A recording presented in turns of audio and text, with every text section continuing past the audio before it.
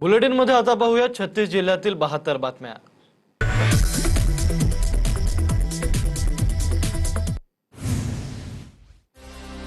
विनायक राऊतांसह कुटुंबियांविरोधात गुन्हा दाखल, जादूटोणा केल्याचं सून गिरिजा राऊत यांचे आरोप। भोंदूबाबा फिरोज शेखला 2 दिवसांची पोलीस कोठडी। विनायक राऊत कुटुंबियांकडून सुनियोजित घात, लग्नानंतर 7 वर्ष छळ केला, राजकीय पार्श्वभूमीमुळे तेव्हा तक्रार केली नाही, सून गिरिजा राऊत यांचे आरोप। सून गिरिजा राऊत 3 वर्षांपासून मुलासोबत राहत नाही। 2022च्या प्रकरणाची 2026 मध्ये तक्रार, यात नक्की काहीतरी काळबेरं। विनायक राऊतांनी कुटुंबावरील आरोप फेटाळले। विनायक राऊतांचा विषय कौटुंबिक, मात्र ठाण्यात गुन्हा दाखल होणं हे संशयास्पद। संजय राऊतांकडून शंका व्यक्त, तर या प्रकरणात पारदर्शक चौकशी होणार, गिरीश महाजनांची प्रतिक्रिया। उच्चपदस्थ कार्य करणाऱ्या व्यक्तीवर असे आरोप होणं गंभीर। विनायक राऊतांच्या सुनेच्या आरोपांवर वडेट्टीवारांची प्रतिक्रिया। पोलिसांनी या प्रकरणी निष्पक्ष चौकशी करावी, या प्रकरणातील जे दोषी असतील त्यांच्यावर कारवाई करण्याची वडेट्टीवारांची मागणी।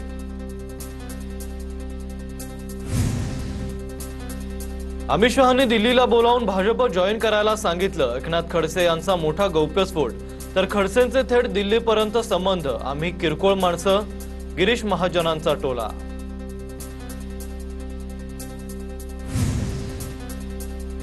उद्धव ठाकरेंची आज पत्रकार परिषद, दुपारी 12:30 वाजता मातोश्रीवर पत्रकार परिषद होणार। कोणत्या मुद्द्यावर माध्यमांशी संवाद साधणार याकडे लक्ष।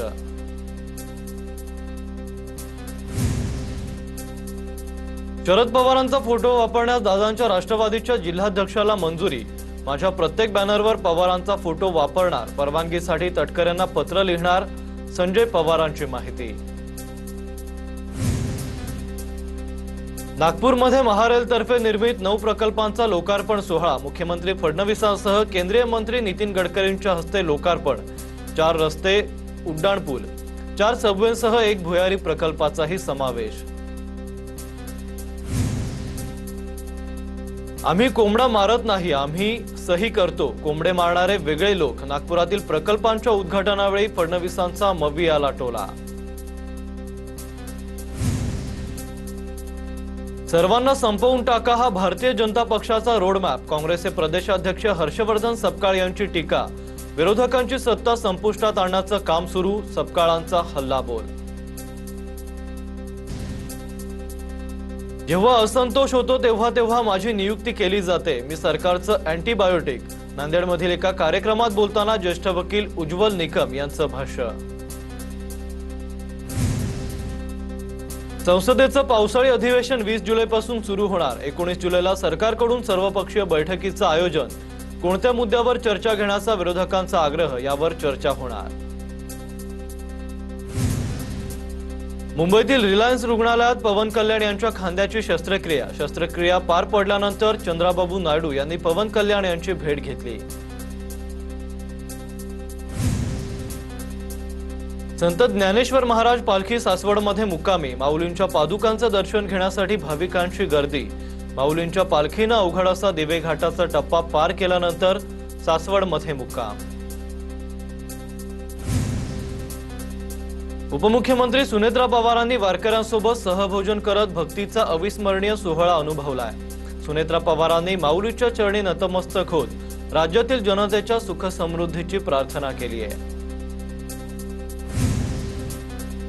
सुप्रिया सुळेंनी संत ज्ञानेश्वर महाराज पालखीचं दर्शन घेतलंय। दिवे घाटातील रस्त्याला प्रलंबित लवकरात लवकर प्रश्न सोडवावा, सुप्रिया सुळेंची राज्य सरकार आणि केंद्र सरकारकडे मागणी। संत निवृत्तीनाथ महाराजांची पालखी अहिल्यानगरमध्ये मुक्कामी। शहरातील कृषी उत्पन्न बाजार समितीत 2 दिवसांचा मुक्काम। याच ठिकाणी दरवर्षी संत निवृत्तीनाथ महाराजांचा समाधी सोहळा पार पडतो। संत ज्ञानेश्वर पालखीचं 15 जुलै रोजी लोणंदमध्ये आगमन होणार। वारकऱ्यांच्या सुरक्षेसाठी आणि सुविधांसाठी प्रशासनाकडून तयारी। मंत्री मकरंद पाटलांनी स्थानिक अधिकाऱ्यांसोबत या तयारीचा आढावा घेतला आहे। शेगावच्या संत गजानन महाराजांची पालखी धाराशिव जिल्ह्यात दाखल। कळंब शहरात पालखीचं मोठ्या उत्साहात जोरदार स्वागत। यावेळी दर्शनासाठी भाविकांची मोठी गर्दी। मुंबईच्या पायधुनी परिसरात 7 वर्षीय मुलीवर लैंगिक अत्याचार, आरोपी वॉचमन पोलिसांच्या ताब्यात। संतप्त नागरिकांकडून पायधुनी पोलीस ठाण्याबाहेर गर्दी, आरोपीवर कठोर कारवाईसाठी नागरिकांकडून रास्ता रोको। पायधुनीतील अत्याचार प्रकरणी नराधम वॉचमनला आज कोर्टात हजर करणार। मुंबई सत्र न्यायालयातील विशेष पोक्सो कोर्टात सुनावणी होणार। आरोपी विरोधात इतर काही गुन्हे आहेत का, हे पोलिसांकडून सध्या तपास सुरू। सर्वच खटल्यात नसरापूर प्रमाणे तातडीनं निर्णय का मिळत नाही? आरोपींना कायद्याचा धाक राहिला नाहीये। शक्ती कायद्यासारखा कायदा तातडीनं लागू करणं आवश्यक। मुंबईच्या पायधुनीतील घटनेवरून रोहित पवारांचं ट्विट।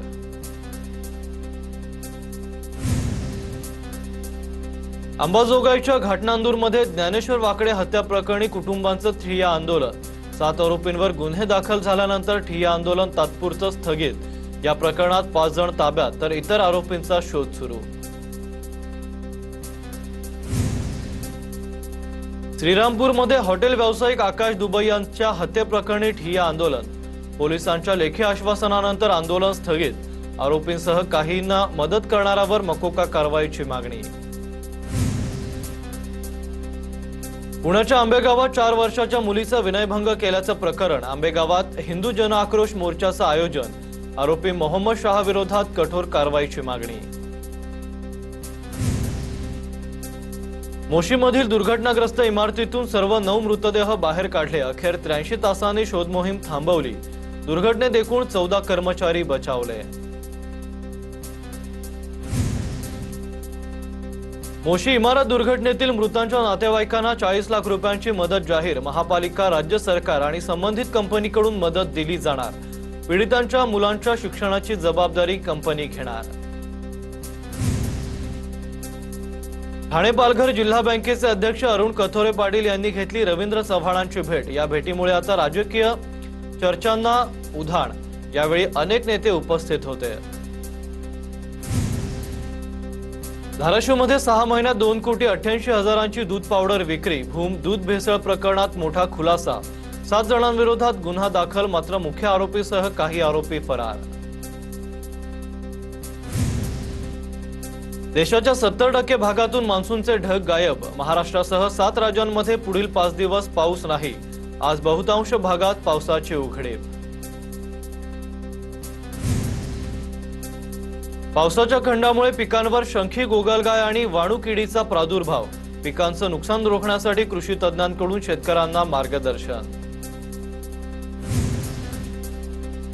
शाळा बंद आंदोलनाचा शिक्षकांना फटका। 8,629 शिक्षकांचा 1 दिवसाचा पगार कापणार, शिक्षण विभागाचा निर्णय। बीड जिल्हा रुग्णालयाला आणखी एक व्हिडिओ व्हायरल। प्रसूती झालेल्या महिलेला स्ट्रेचर नसल्यानं उचलून नेण्याची नातेवाईकांवर वेळ। 2 दिवसांपूर्वी एका पेशंटला लिफ्ट बंद असल्यानं झोळीतून नेतानाचा व्हिडिओ समोर आला होता।